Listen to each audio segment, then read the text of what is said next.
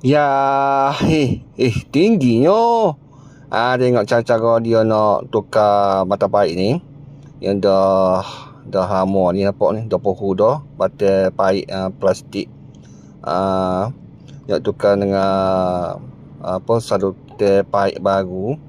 Ni, untuk kabel elektrik ni. Memang berani lah dia ni.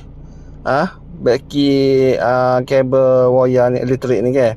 Menjaga siku dia, tengok dia salut dengan dengan getah wayar getah tu untuk melindungi inilah kabel elektrik ni lah, wayar dia tengok tinggi, kicau, berani.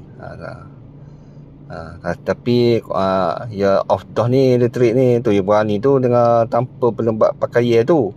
Tengok dia pakai tu lah, dia pakai tangan biasa lah ni. Mungkin ya off dah lah arus elektrik sini. Ni cara dia. Tiga tu dah siap dah. Betul ikat ni cara tu untuk ikat yang tak ada penembak salut getah lah. Memang kata kena maintenance semua lah kabel ni, tidak akhir mengganggu ya lah.